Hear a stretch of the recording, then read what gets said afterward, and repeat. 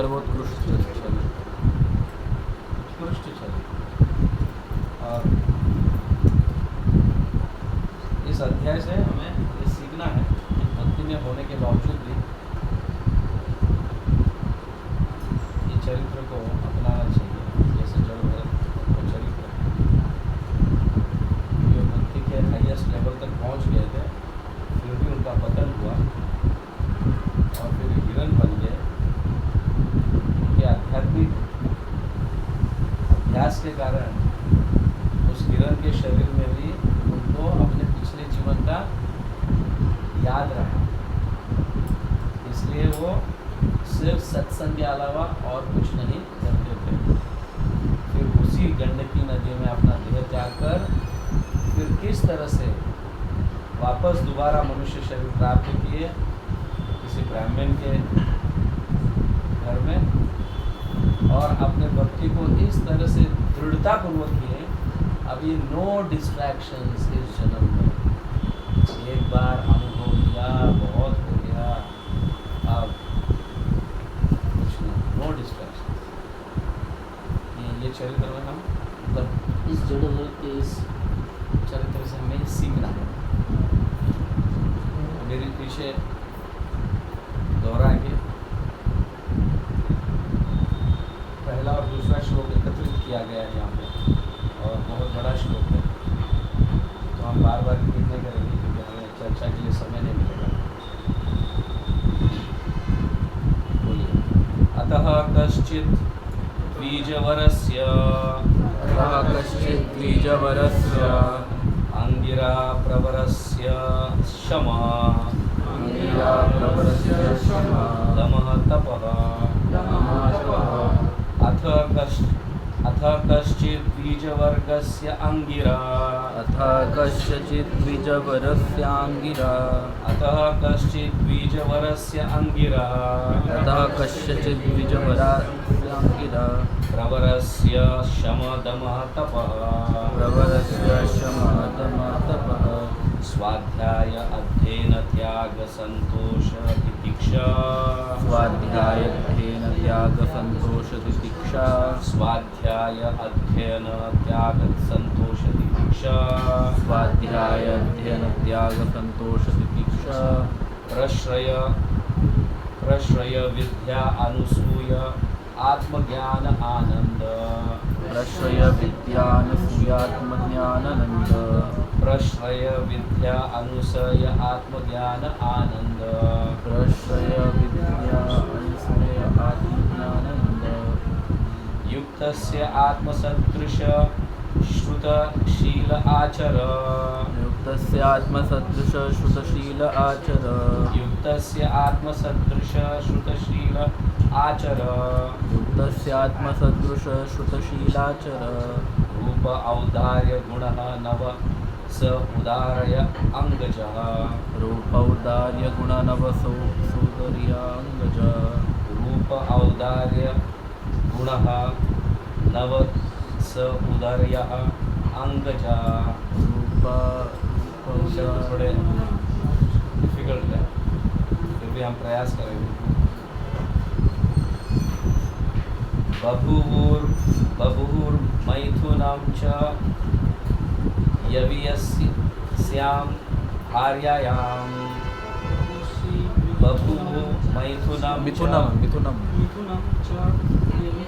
वेगळे मिनिंग। बहुमिथुनं च यवियस्यां भार्यायां बभूवुर्मिथुनं च यवियस्यां भार्यायां यः तु तत्र पुमान्तं यस्तु तत्र पुमान्तं यस्तु तत्र पुमान्तं यस्तु तत्र पुमांस्तं। परमभागवतं राजऋषि भरतं प्रवर भागवतं राजर्षि प्रवरं परमभागवतं राजऋषि प्रवरं भरतं परम भागवतं राजर्षि प्रवरं भरतं। उत्सृष्ट मृगशरीरं चरमशरीरेण विप्रतं दृष्टमृगशरीरं चरमशरीरेण विप्रत्वं गतम् आहु।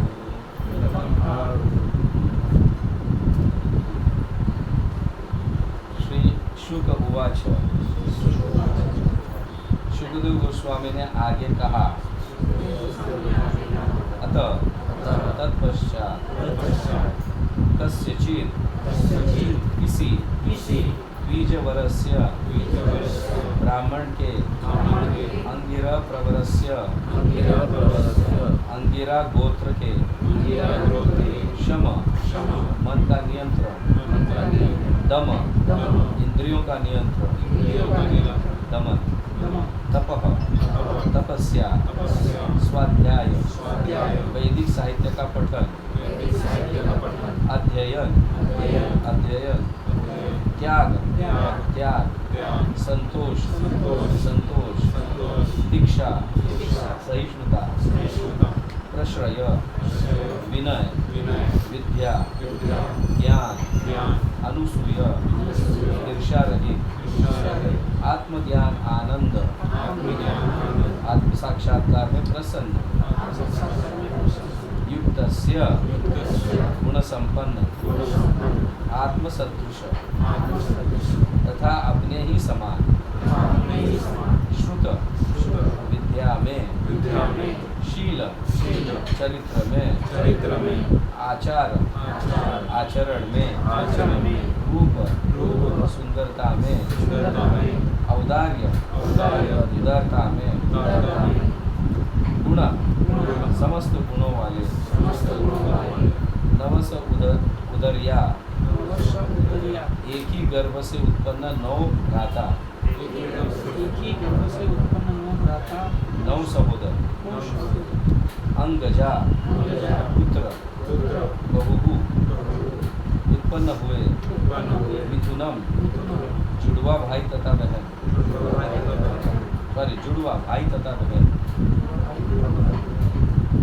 कभी कभी कॉमन यहाँ का वहाँ होता है, जुड़वा भाई और बहन ऐसा। तथा यवियस्याम सबसे छोटी आर्या स्त्री से जो तू लेकिन तत्र वहाँ कुमार पुरुष लड़का तम उसको परम भागवतम परम भक्त राज ऋषि प्रवरम अत्यंत सम्मानित भरतम महाराज भरत को उत्कृष्ट त्याग कर मृग शरीरम मृग का शरीर चरम शरीर अंतिम शरीर से विप्रत्वम ब्राह्मणत्व गतम प्राप्त किया आहु उनका कथन है। श्री सुखदेव गोस्वामी कह रहे हैं ये उस व्यक्ति का कथन है, जड़ भरत और कोई नहीं है। ये पिछले जन्म में भरत थे, हाँ, तो अच्छे स्तर तक परिपूर्ण स्तर तक पहुंच रहे थे। उस समय किसी हिरण के कारण उनका पतन हुआ और वो अगले जन्म में हिरण बने। हिरण बनने के बावजूद भी उनके भक्ति की शक्ति ऐसी थी कि हिरण बनने के बावजूद भी पिछले जन्म का उन्हें याद रहा कि मैं ऐसे किया था, इसलिए इस जन्म में मुझे दंड मिला या व्हाटएवर जो भी है ऐसा शरीर मिला। बट अब मैं पूर्ण रूप से सत्संग में जुड़ा रहूँगा और सत्संग में जुड़े रहे हिरण के रूप में। फिर अंतिम में शरीर त्यागने की इच्छा की उन्होंने भक्ति में आगे बढ़ने के लिए। फिर गंडकी नदी में उन्होंने शरीर को त्यागा और फिर ब्राह्मण के पुत्र बनकर जन्म लिए। ये उसी का कथन है जड़ भरत। समझ में आ रहा है? क्लियर?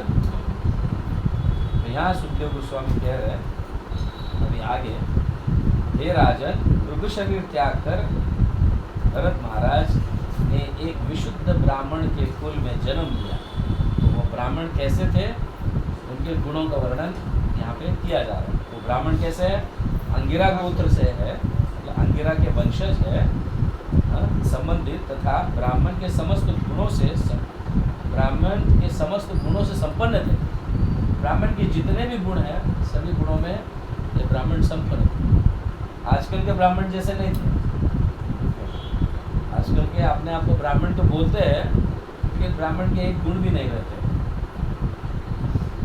तो यहाँ पे पर्पसली ये कहा गया है ब्राह्मण के सभी गुण से संपन्न थे, मतलब उनके अंदर सारे ब्राह्मण के गुण थे। तो यहाँ पे कौन से ऐसे गुणों का यहाँ पे वर्णन किया जा रहा है। वह अपने मन तथा इंद्रियों को वश में करने वाला तथा वैदिक एवं अन्य पूरक साहित्यों का ज्ञाता था। सारे ऐसे साहित्यों का ज्ञान उन्हें था जिसके कारण मन और इंद्रियां वश में रह सके। और वह दानी, संतुष्ट, सहनशील, विनम्र, पंडित तथा किसी से न ईर्ष्या करने वाला था। कौन? ये ब्राह्मण। वह स्वरूप सिद्धि एवं ईश्वर की सेवा में तत्पर रहने वाला था। अपनी स्वरूप सिद्धि, मुझे अपनी स्वरूप सिद्धि प्राप्त होना चाहिए, इसकी आकांक्षा या एस्पायरिंग कि मुझे वो स्तर प्राप्त हो, तो ऐसी और साथ ही साथ जो है सेवा भाव में हर हमेशा रहते थे और हमेशा सेवा भाव उनमें रहता है। वह सदैव समाधि में रत रहता है और हमेशा भगवान का स्मरण करता है। उसकी पहली पत्नी से उसी के समान योग्य 9 पुत्र हुए। इसका अर्थ है 2 पत्नियां थी।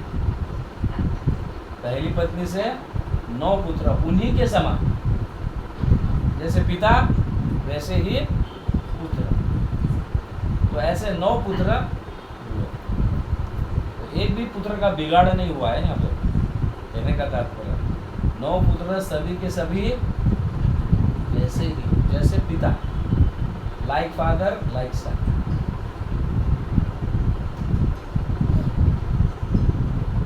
और दूसरी पत्नी से जुड़वे बच्चे हुए, उनमें एक लड़का और एक लड़की, जिनमें से लड़का सर्वोच्च भक्त था, मतलब he was surpassing all these 9 Elder brothers. ये सारे 9 पुत्रों के वर, मतलब वरिष्ठ, मतलब भक्त बने। ये सभी ब्राह्मण तक सीमित रहे।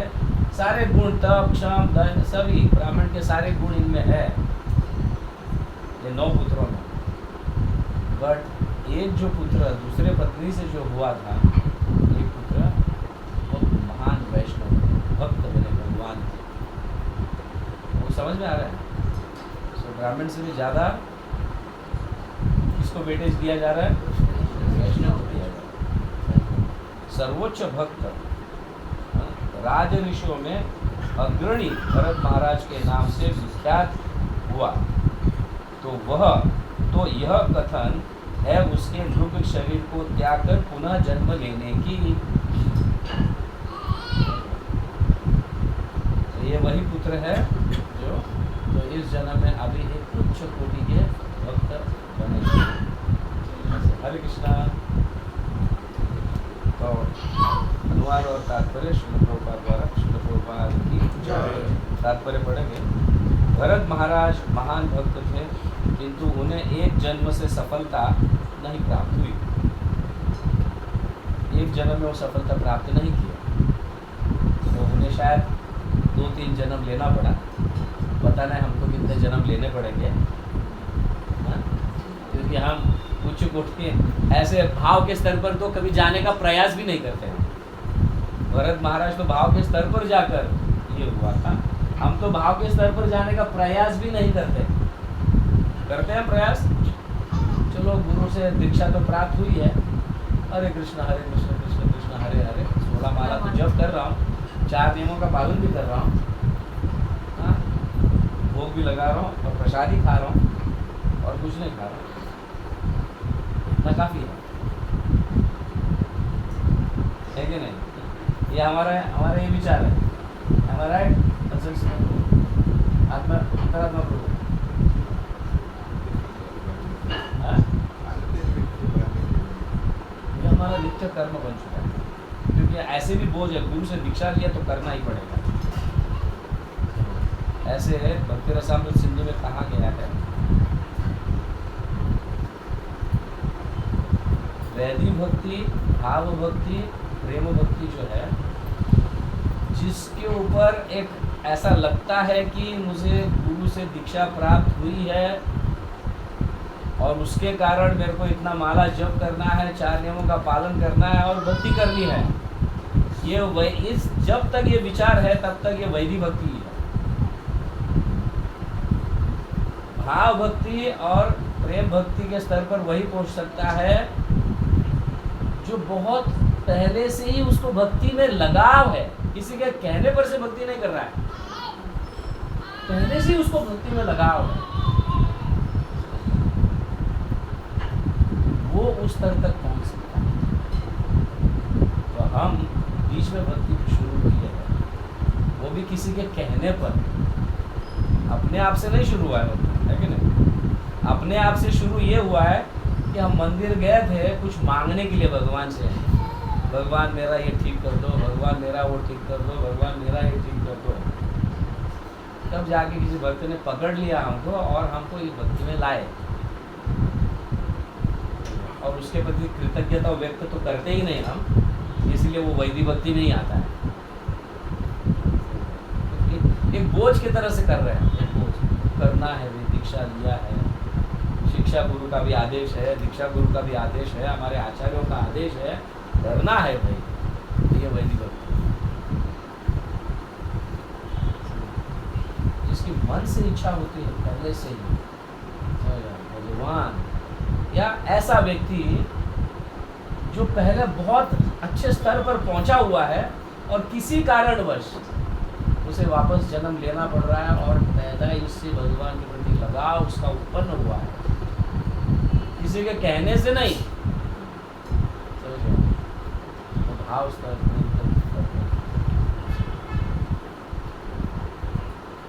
तो इन शॉर्ट हम कौन सी भक्ति कर रहे हैं? वैदिक भक्ति उस स्तर तक तो करो कम से कम, ताकि कम से कम अगले जन्म में शिव से प्राप्त हो। वो भी हम करना नहीं चाहते, समझ गया ना? बस ये हमारा नित्य कर्म है, जैसा रोज टॉयलेट बाथरूम करके खाते हैं वैसा ये हमारा 16 माला जप, 4 नियमों का पालन और थोड़ा बहुत सेवा करना। आगे बढ़ने की भावना ही नहीं है। हमारा सही है, सत्य है कि नहीं? अरे बोल, हमारा स्तर, हमारी परिस्थिति या व्हाटएवर जो भी सिचुएशन हमारा है, ऐसा ही है।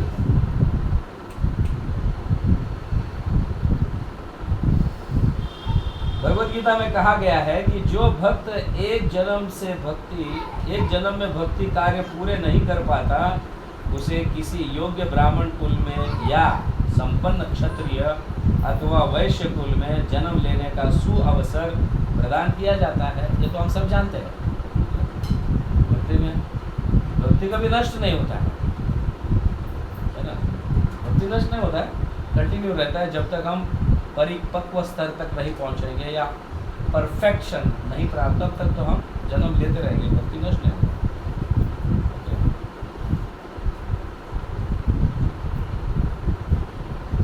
पता नहीं भरत महाराज को हिरण बने थे, हमारा क्या क्या गति आएगी पता नहीं, कौन से कुत्ते बनेंगे, कौन सा सुअर बनेंगे, कौन सा कि क्या क्या बनेंगे पता नहीं। यहाँ तो भाव के स्तर पर जाने की बात ये हिरण बने, हम तो अनर्थ से बाहर नहीं आ जाते, अनर्थ के स्तर पर ही है, हम तो निवृत्त ही नहीं होना चाहते, तो फिर पता नहीं हमारी गति क्या होगी। ये इस अध्याय से बहुत सोचने जैसी बात है, बहुत बड़ी सीख लेने जैसी बात है इस अध्याय से।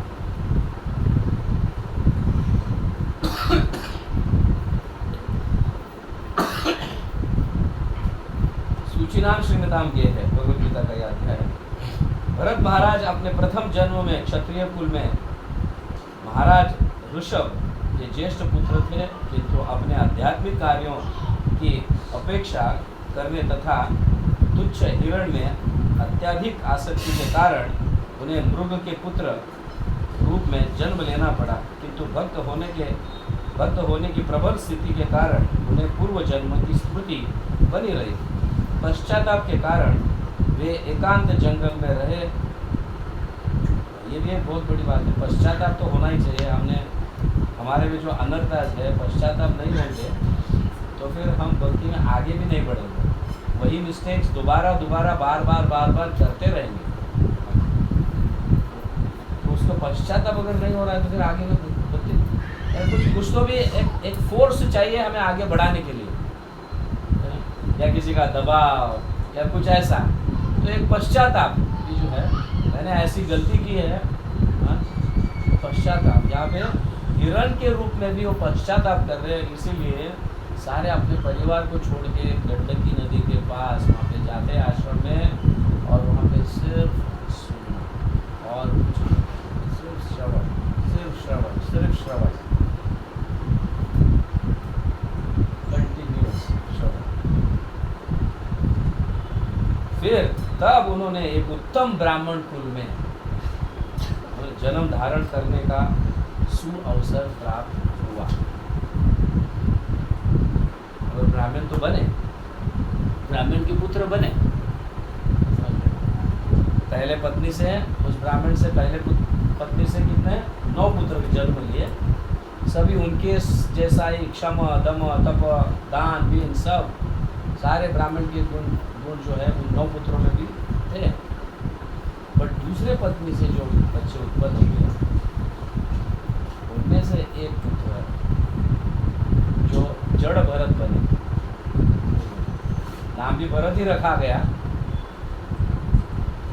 बाद में देखा और सिचुएशन कैसा है, ये भी बहुत ट्विंकलिंग है, चमक धमक ऐसा, जड़ बनना अच्छा है, समझ में, क्योंकि ये इसी के वजह से तो पतन हुआ था मेरा। वापस दोबारा वो मिस्टेक नहीं करना है ऐसे। देखिए पुत्र के प्रेम के कारण उस ब्राह्मण पिता को बहुत ही एक चिंता लगी थी, ये पुत्र कुछ समझता है क्या नहीं, जो कहता है वो करता तो नहीं है, पूरा ऑपोजिट करता है मैं जो भी कहता हूँ, मेरी सुनता ही नहीं है। ऐसा अनुभव उस पिता को हुआ, मेरे मरने के बाद इसका क्या होगा, चिंता लगी। ऐसे बच्चों की ज़्यादा चिंता लगती है माता पिता को, समझ में। बच्चा होशियार है, बहुत पढ़ा लिखा में एकदम है, अरे उसकी तो चिंता ही नहीं। दूसरा भी बच्चा होशियार है, पंडित है, 9 पुत्रों को उनको कोई चिंता ही नहीं थी। देखा उन्होंने कि ये एक पुत्र जो है मेरी छोटी पत्नी का बच्चा, जिसमें थोड़ा कुछ गड़बड़ है, किसी से ज़्यादा बात नहीं करता है, पागल के जैसा रहता है, कोई बात करने आता है तो वहाँ से निकल के जाके कहीं बैठ जाता है, ऐसा। तो कभी कभी किसी को लगता है तो उसको सुनाई तो देता है कि नहीं, क्या बहरा है, सुनाई तो देता होगा कि नहीं, क्योंकि कुछ भी बोलते हैं ऐसा। तो कुछ लोग समझते हैं सुनाई भी नहीं देता होगा, बोलना तो दूर की बात, बोल भी नहीं पाता है, ऐसा सिचुएशन। पिता को बड़ा चिंता होता था कि ऐसे वो कई बार कोशिश किए तो अपने आप को साफ रख, अच्छी जगह रहे, ऐसा साफ करना चाहिए, ऐसा करना चाहिए, वैसा करना चाहिए, गायत्री मंत्र जप करना चाहिए। संस्कार पूरे नहीं कर पाए उनके पिता, उनका संस्कार, समझ गए। जितना हो सके उतना पढ़ाने की कोशिश की, बट एक ना सुना। ऐसा बच्चा है किसी में? वो हाँ बोल रही है, ये हाँ बोल ऐसा कर रही है।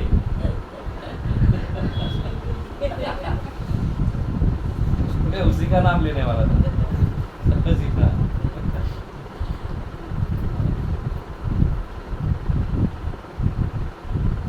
तो किसी तरह से पिताजी गुजर जाते हैं, बच्चा थोड़ा बड़े हो जाते हैं बच्चे, पिताजी गुजर जाते हैं। पिताजी गुजर जाने के बाद छोटी माँ जो है, या मतलब दूसरी पत्नी जड़ भरत की माँ जो है, उसने भी अपने शरीर को पिताजी के साथ त्याग दे दिया। अपने दोनों बच्चों को मतलब क्या कहते हैं उसको,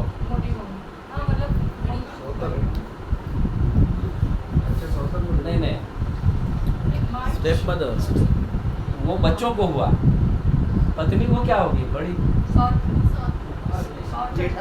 जेठानी, अरे वो तो भाई सौगन, whatever, जो भी है whatever, तो उसको सौंप दे, तुम संभालो मेरे बच्चों को। ऐसा किसके साथ हुआ था हिस्ट्री में? कुंती और माधुरी। यस, कुंती और माधुरी दोनों बच्चों को सौंप दिया, पति के साथ चली। लेकिन नसीब से कुंती माता अच्छी, पर यहाँ पे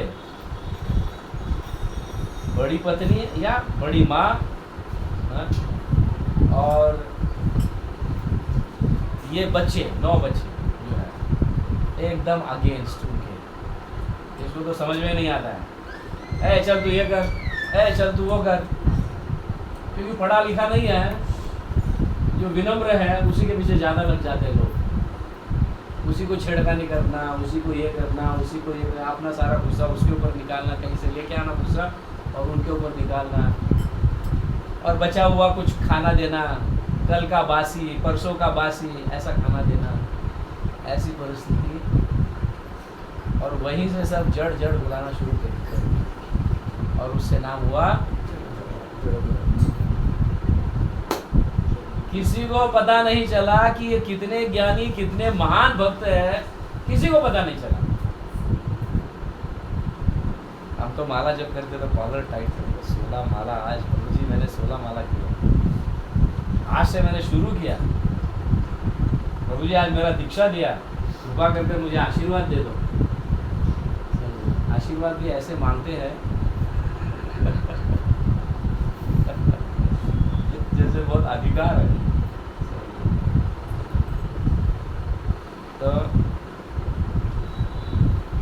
बेचारे जड़ भरत जो है ऐसे है, पूरा लाइफ उनका ऐसा रहा। तो उसको कुछ भी काम देते थे वो कर लेते थे, कुछ भी काम दो वो करते थे। बर्तन मांजना दे दो बर्तन मांजेंगे, वो जाके लेके आ वो लेके आएंगे। डुअलिटी से बाहर, ये अच्छा है ये बुरा है उससे बाहर, ये काला है ये गोरा है उससे बाहर, ये मेरी माँ है ये मेरी माँ नहीं है उससे बाहर, मेरा पिता है या नहीं है उससे बाहर। आजकल के तारीख में अगर ऐसा रहने लगेंगे तो क्या होगा? हम किसी के पास जाते हैं प्रचार करने के लिए भी एकदम आयरन क्लोथ्स होने चाहिए ना, एकदम स्त्री का एकदम कड़क स्त्री होना चाहिए, और जब जाए तब लोग कुछ रिस्पेक्ट देंगे और सुनेंगे।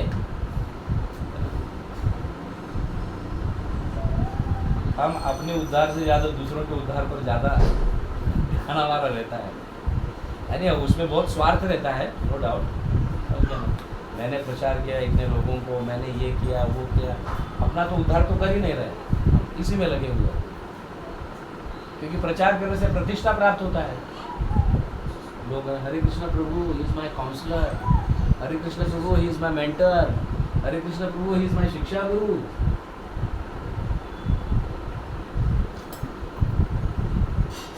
सत्य है कि नहीं बात?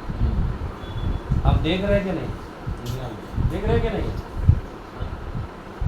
yes. तो ये डुअलिटी से बाहर थे भरत महाराज, बहुत बड़ा मिस्टेक किया था मैंने, समझ गया, अब नहीं करना है।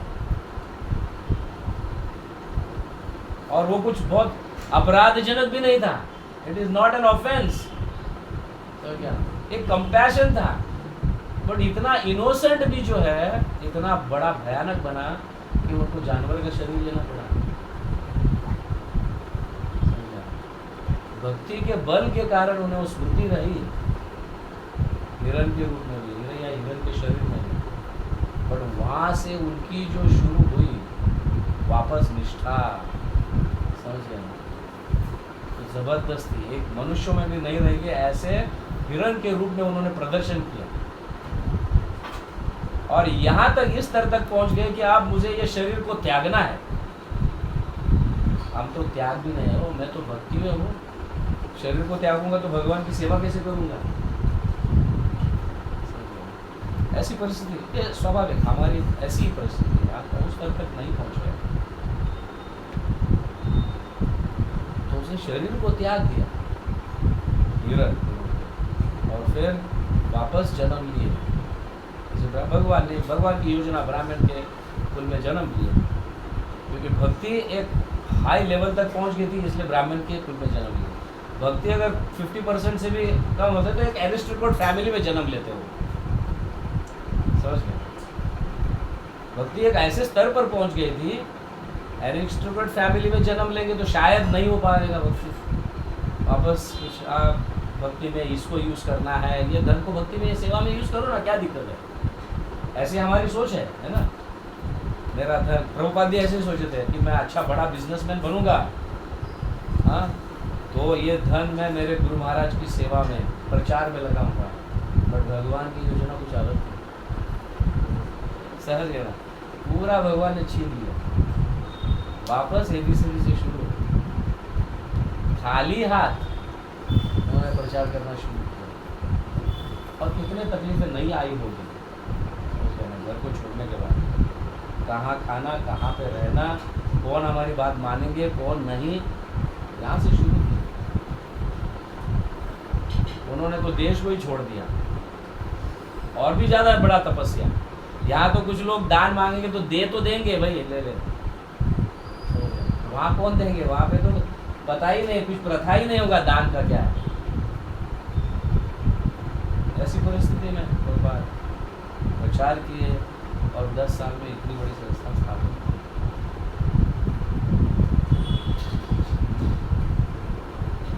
पर हम उनके प्रति कृतज्ञता व्यक्त नहीं करते कि जो बीज बोता है ना, वो बहुत कुछ सहा होता है, बहुत कुछ कठिन परिस्थिति गए होते हैं। हो सकता है कि बीज बोते समय उन्होंने इतना बड़ा कार्य नहीं किया होगा जो उनके बाद में उनके पुत्र बिजनेस को इतना बड़ा कर देते हैं कि वो पिता भी नहीं किया होगा उन्होंने। लेकिन ऐसा है कि मैंने मेरे पिता के बिजनेस को इतना फैला है कि मेरे पिता भी इतना नहीं कर पाएंगे। मेरे पिता भी इतना नहीं कर पाए जितना मैंने फैला है मेरे बिजनेस को। बट पिता ने क्या कठिन से बीज बोया होगा और कितना परिश्रम किया होगा।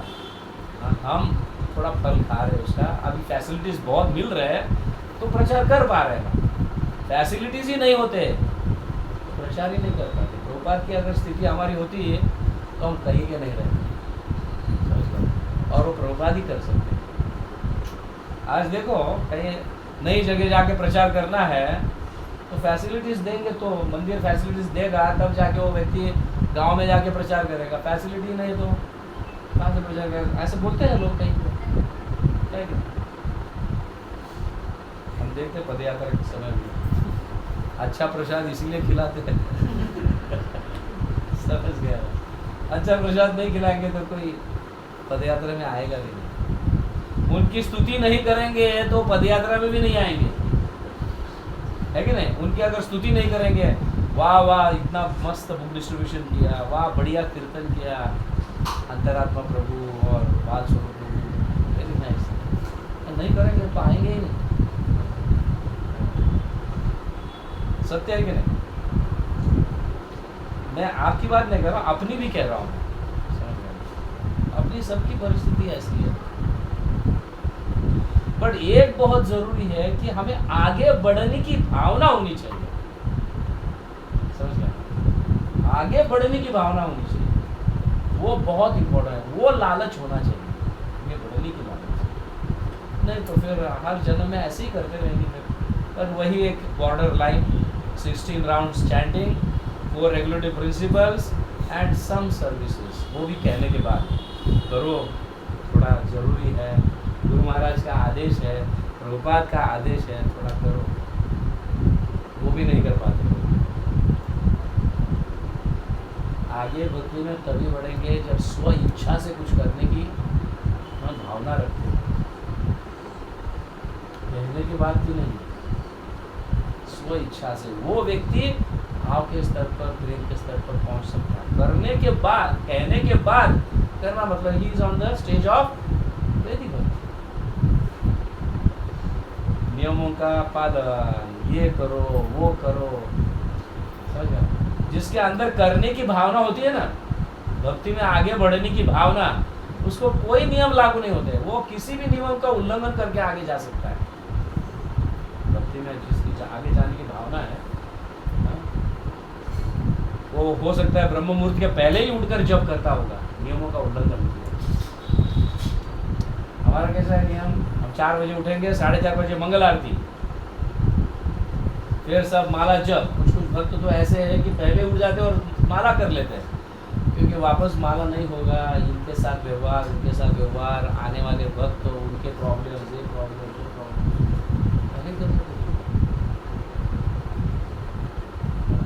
तो आगे बढ़ने की भावना जो है ना, वो बहुत जरूरी है। इसकी लालच हमें होना चाहिए।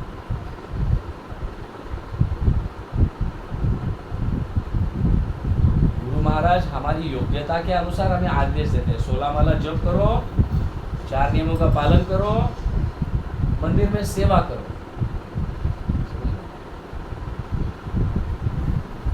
बट सेवा मतलब सिर्फ फिजिकल एक्शंस नहीं, hearing is also service. Hearing is also service, सेवा है वो। सुनते रहेगा तो हमारे आचार्यों के डीप हार्ट में क्या है वो समझ में आते रहेगा, और उसके हिसाब से सेवा में लालच बढ़ेगी। अरे हाँ, मुझे ये करना चाहिए, मुझे वो करना चाहिए, मुझे ये करना चाहिए।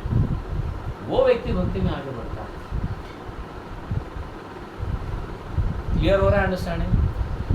जड़ भरत का ऐसा था, समझ गया? जड़ भरत का ऐसा था।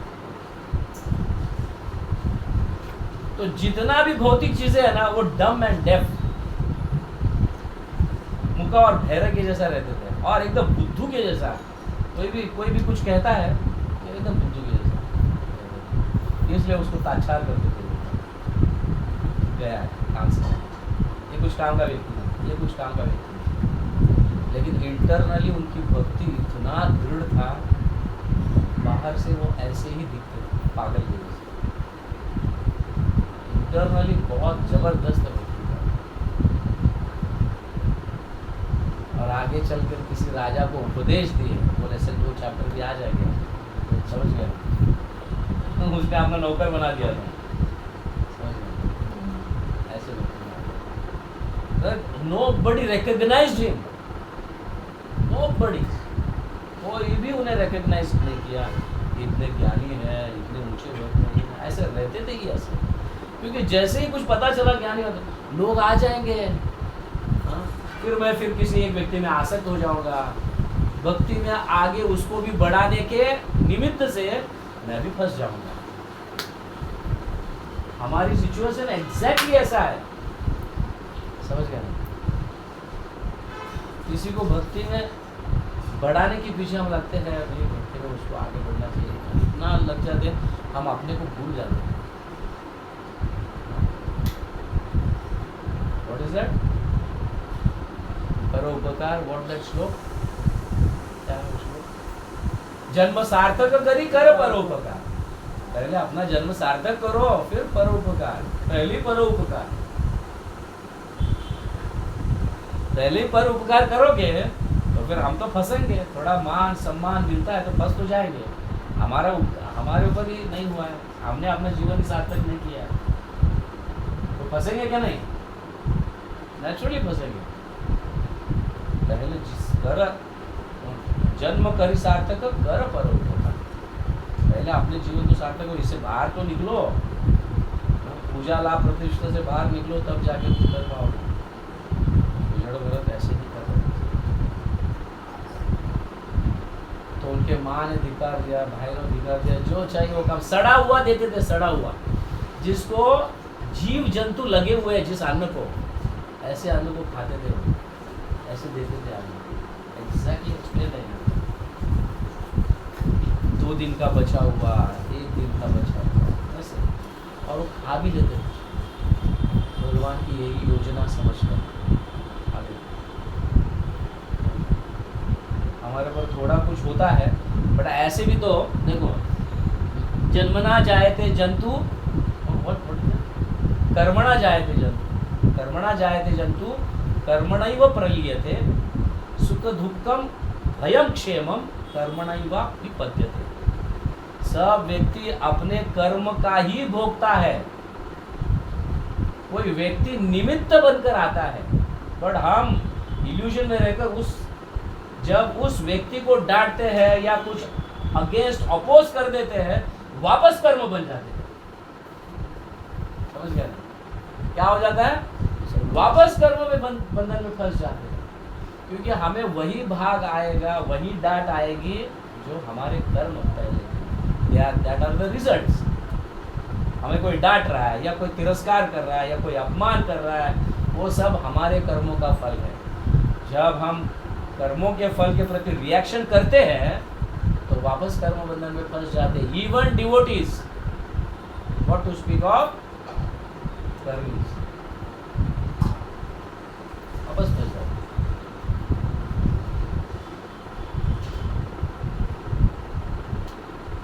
तो फिर यही होगा। तो यहाँ पे इस अध्याय से, जड़त भरत के इस अध्याय से हमें ये सीखना बहुत ज़रूरी है कि किसी में भी नहीं फंसना चाहिए हमें, किसी में भी नहीं फंसना चाहिए। इसलिए जड़ भरत डम एंड डेफ, और जब मौका मिला तब प्रचार किया उन्होंने, मौका मिला जब प्रचार किया। तो फिर होता क्या है कि हम अपने अनुभव में देखते हैं कि बहुत अमीर व्यक्ति है, समझ गए, उसके पीछे उसको आध्यात्मिक उन्नति करने में बहुत पीछे लगते हैं, उसके पीछे हमारा स्वार्थ है, यह हमें नहीं भूलना चाहिए। समझ गए? उस व्यक्ति के पीछे हमारा स्वार्थ है, ये नहीं कि हम तो बाहर से दिखा रहे उस व्यक्ति को भक्ति में आगे बढ़। ऐसे तो भक्ति में आगे बढ़ने के लिए और भी कुछ लोग हैं, उनको नहीं देखते हम, और किसी और को बढ़ाने में लगे रहते। Am I right or wrong? कितने लोग इससे सहमत हैं? और yes, क्योंकि वो अमीर है, उसे कुछ फायदा है, डोनेशंस भी मिलेंगे, मंदिर के लिए कर रहा हूँ ना प्रभु जी मैं तो, बट उसके पीछे के अंदर के राज को कोई नहीं जानता है। मेरा नाम लिखा जाएगा, अनाउंस किया जाएगा, I have collected so much, वाह मुरली प्रभु क्या डोनेशंस लाए आपने, वाह क्या भगवद गीता का डिस्ट्रीब्यूशन मैराथन में फर्स्ट आया आपने। अंदर की भावना तो यही है।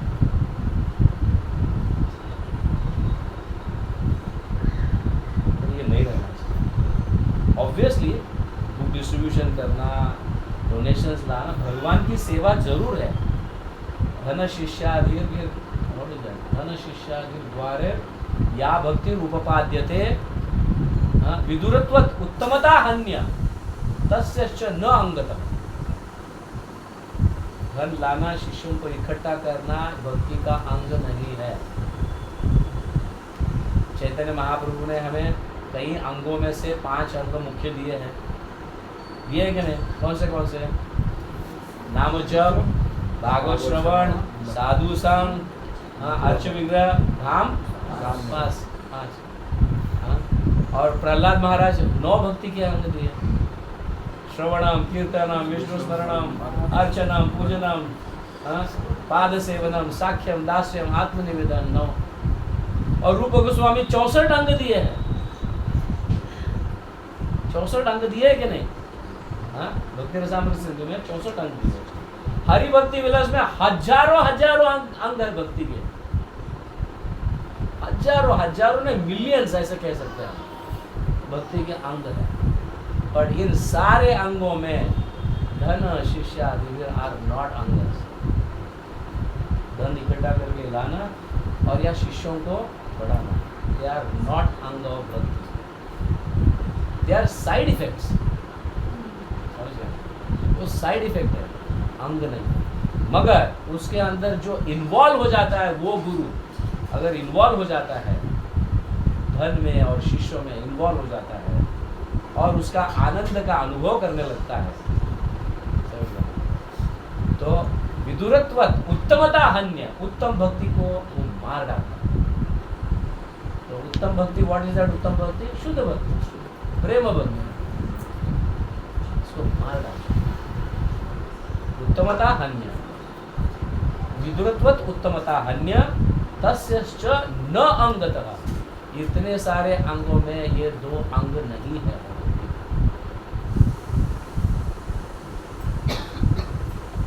बट हम उसको सेवा के रूप में लेते हैं,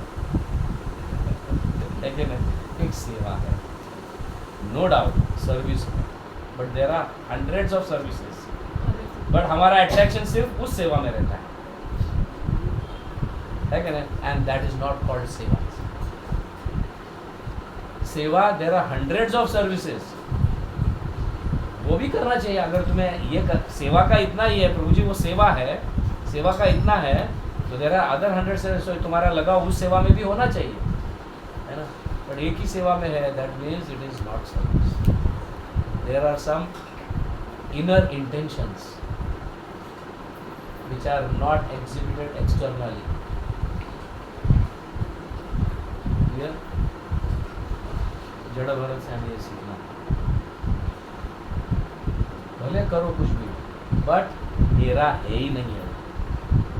समझ गया? मेरे कर्मों के कारण मैं कुछ प्रचार कर रहा हूँ, किसी के कृपा के कारण मैं कुछ प्रचार कर पा रहा हूँ।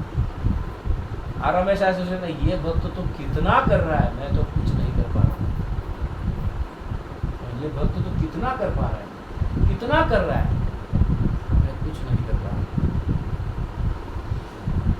इसलिए प्रभुपाद ने एक वाक्य कहा था, एक भी अगर भक्त शुद्ध भक्त बन जाता है तो माय लाइफ इज सक्सेसफुल। कहा क्या नहीं Prabhupada? What does it mean? बहुत मतलब हुई एकदम, there are so many inner moods है।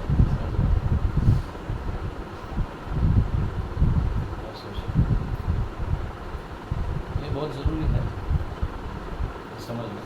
तो आखिर में फिर उनको ऐसी कुछ सेवा मिली, कोई फील्ड में काम करने की, जाओ खाने के लिए थोड़ा कुछ पैसा तो चाहिए कि नहीं? ऐसे बैठे बैठे खा रहे हो। अब बाप भी अपने बच्चों को डांटता है, क्या बैठे बैठे खा रहा है, कुछ कर कुछ। समझ गया ना? किसी को पसंद नहीं आता है, माँ बाप को भी पसंद नहीं आता बेटा बेटा अगर बैठ कर खा रहा है, एंड दैट इज फैक्ट। माँ को थोड़ा पसंद तो आता होगा, बेटा है मेरे पेट से निकला हुआ है, लेकिन बाप को तो बिल्कुल पसंद नहीं आया। बैठे बैठे खा रहा है, बैठे बैठे रोटी तोड़ रहा है, आगे चलकर शादी होगा तो क्या होगा? समझ रहे? ऐसे ऑफ कोर्स बाप की भावना ऐसे नहीं है, बट उसको सुधारने की भावना है। जैसे यहाँ पे जड़ भरत के पिताजी का भी ऐसी ही भावना थी, सुधारने की चिंता थी, क्या होगा इसका। अल्टीमेटली कुछ तो भी करे काम, इसलिए वो काम करने लगते फील्ड में। और कई लोग आके कुछ चोरी करके जाते रहते हैं, अनाज लेके जाते रहते हैं, कुछ भी नहीं कर पाते। फिर होता क्या है कि एक सरदार रहता है, डाकू सरदार रहता है, उसको बच्चे नहीं रहते हैं, और वो बच्चे उत्पत्ति के लिए महाकाली मतलब काली के सामने बलि देना है। हम भी कई ऐसे एस्ट्रोलॉजर के पास जाते हैं, ये करो वो करो, ये यज्ञ करो वो यज्ञ करो, तुम्हारा ऐसा होगा वैसा होगा।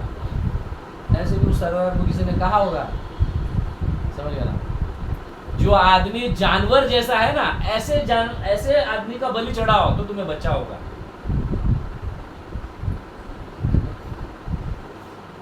आदमी जानवर होता है, होता तो है, कुछ करता ही नहीं, ऐसा व्यक्ति जानवर ही है। तो ऐसा एक व्यक्ति मिला था उनको, काम धाम नहीं, जानवर के जैसे जो मिला वो खाना ऐसा। बट वो डर के मारे वहां से भाग के चला गया। और ये सरदार बोलता है जाओ ढूंढ के लाओ उस व्यक्ति को, बलि चढ़ाना है, समझ गया ना, मुहूर्त नजदीक आ रहा है, कल परसों होगा, जाओ ढूंढ के लाओ। वो ढूंढने जाते हैं लेकिन वो भाग के चला जाता है, मिलता नहीं। वैसे कि वैसा ही एक व्यक्ति मिल जाता है और वो है जड़ भरत। एक फील्ड में मिल जाता है, कहीं खेती में काम करते रहता है। हाँ, इसको बोलने से भी समझ में नहीं आ रहा है, किसी के साथ बात भी नहीं कर रहा है, पागल के जैसा रह रहा है। देखो कितना गंदा है उसका शरीर, कैसा है, कैसे कपड़े पहना हुआ है, क्या है, देखो पकड़ो इसको। बड़े आनंद से हमारा सरदार खुश होगा सरदार खुश होगा।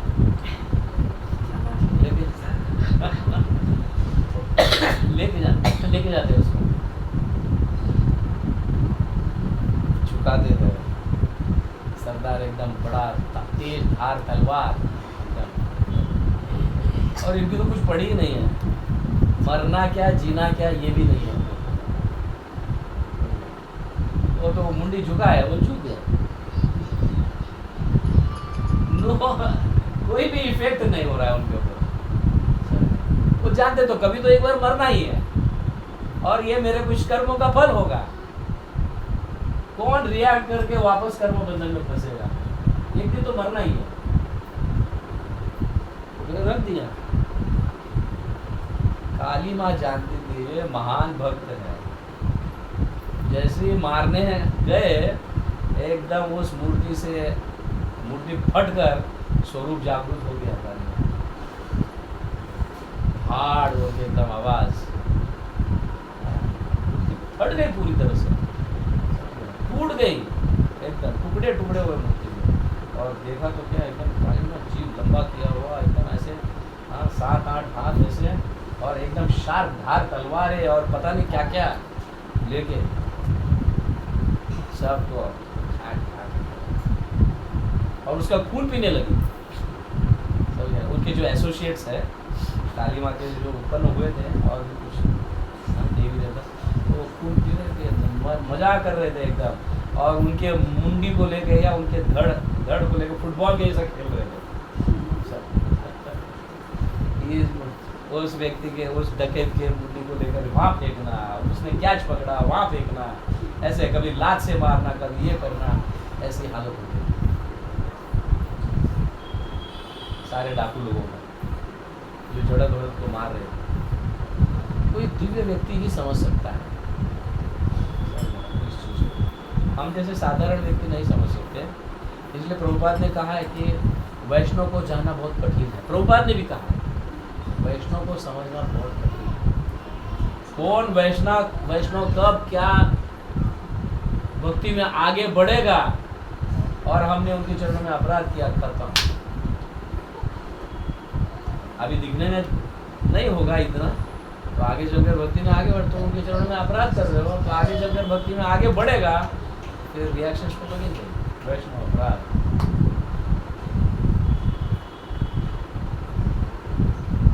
प्रभु राइट। तो इस तरह से यह अध्याय यहाँ पे खत्म होता है। काली माता प्रकट हो जाती है, और जितने भी लोग मतलब जो भी डकैत वहाँ पे, सभी डकैतों को, सरदार को तो पहले ही मार डालती है, और लोगों को खून देने के लिए देती है, क्यों? सो भक्तों के चरणों में अपराध करने से पता नहीं क्या हाल होगा। दुर्वासा मुनि का भी ऐसा ही हाल हुआ था, बहुत है क्या दुर्वासा मुनि। हाँ, एक्चुअली क्या है, कभी कभी बहुत विनम्र रहते हैं ना भक्त लोग, तो उसका टांग खींचना, उसके पीछे लगना, हाँ पता नहीं क्या क्या उसको मतलब एकदम हंसी मजाक बना देते हैं। विनम्र रहता है भक्त तो समझते हैं कि वो उसका वीकनेस है, पर वही विनम्रता बड़ा बल बन जाता है आगे चलकर।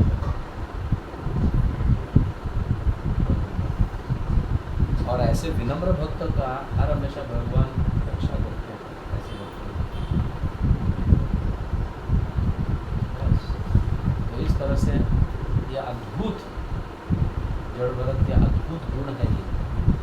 हम जैसे तुच्छ भक्तों को एक बहुत बड़ी सीख है हमें कैसे रहना चाहिए। सो अगर प्रतिष्ठा मिलती भी है, कुछ पोजीशन मिलता भी है, it is a side effect.